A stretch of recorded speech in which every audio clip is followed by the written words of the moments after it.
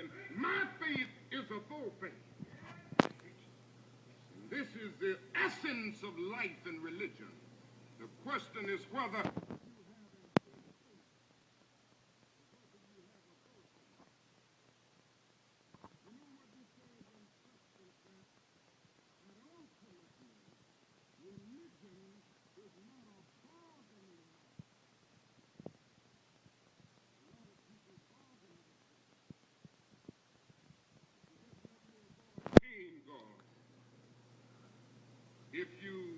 if you allow me to be happy in all of its dimensions, if you don't allow any suffering to come, if you don't allow frustrating moments to come, then I'll be all right. I'll give you 1/10 of my income, and I'll go to church, and I'll have faith in you.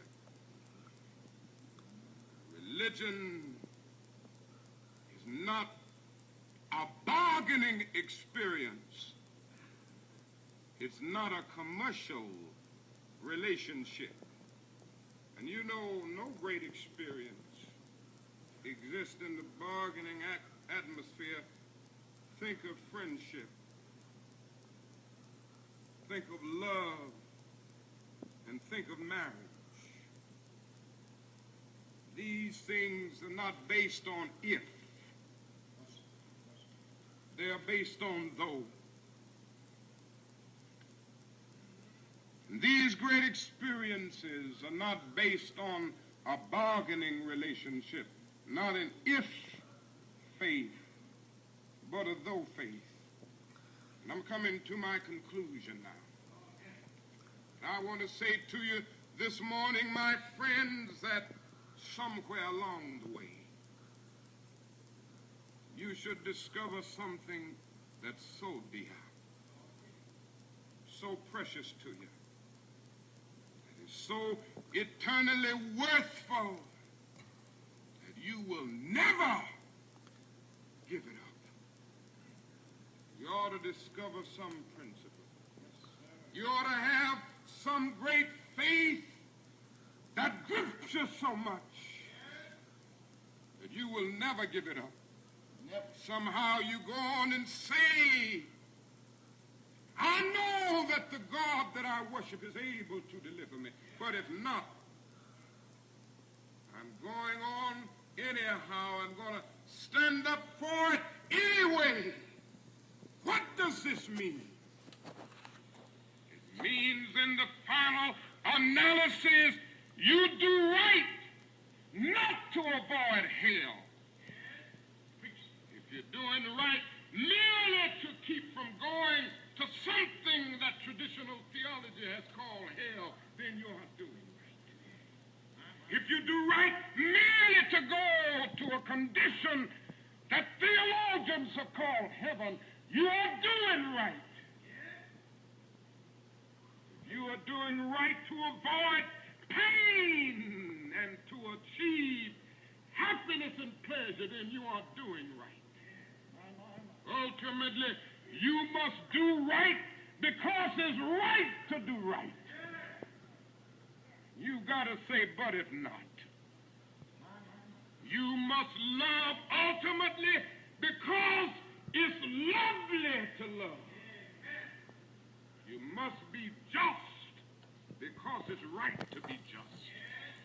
You must be honest because it's right to be honest. This is what this text is saying more than anything else. And finally, you must do it because it has gripped you so much that you are willing to die for it if necessary. And I say to you this morning that if you have never found something so dear and so precious to you that you will die for it, then you aren't fit to live. You may be 38 years old as I happen to be. And one day, some great opportunity stands before you and calls upon you to stand up for some great principle, some great issue. some great cause. You refuse to do it because you are afraid.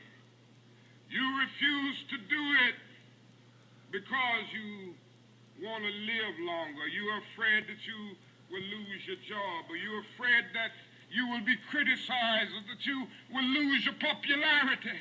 Are you afraid that somebody will stab you or shoot at you or bomb your house? And so you refuse to take the stand.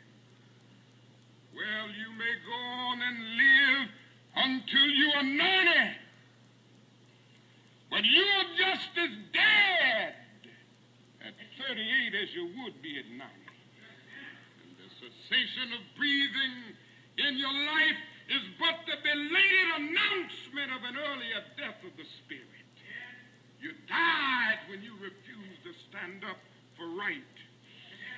You died when you refused to stand up for truth. You died when you refused to stand up for justice.